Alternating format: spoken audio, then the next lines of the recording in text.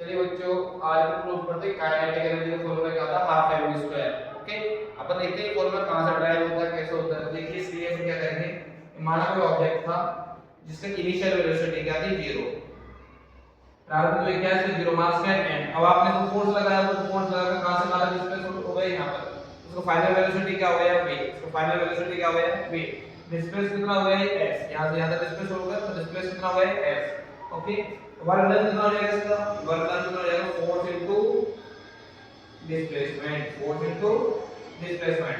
हम पहले वर्क करेंगे, वर्क क्या होता है, क्या एनर्जी होता है, वर्क क्या है, कार्य क्या होता है, ऊर्जा होता है। यानी वर्क डन किसमें कन्वर्ट हो जाता है, एनर्जी में। आ जाओ भाई, देखो W इक्वल F की वैल्यू कितना आता है, m है, डॉट s हो गया। ठीक है, अब देखिए हम एक की वैल्यू निकालते हैं, पहले क्या करते हैं, एक एक वैल्यू वी नो दैट है ना, हम जानते हैं वी नो दैट। तो देखो हम जानते हैं थर्ड लॉ ऑफ मोशन से क्या होता है, v स्क्वायर बराबर u स्क्वायर प्लस 2as। ये होता है third law of motion, v square बराबर u स्क्वायर प्लस 2as। अब आपको पता है u 0, तो हमने माना कि इनिशियल वेलोसिटी क्या है, 0, फाइनल वेलोसिटी क्या है इसकी, v।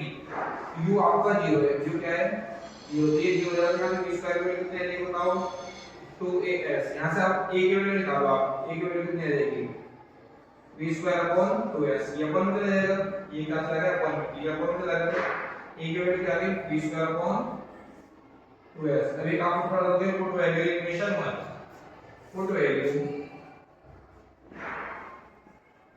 इन इक्वेशन 1 में रख दो। ये वाले को किसका रख दे, 1 में रख दो। ये a की वैल्यू देखिए 1 को किसमें कन्वर्ट हो जाएगा, काइनेटिक एनर्जी में। और ये आ जाएगा 10 ऐसे लाइक दिस, a की वैल्यू रखो आप, v स्क्वायर अपॉन 2s। और यहां पे क्या आ गया आपका s, ऐसे ऐसे सिंपलीफाई हो गया।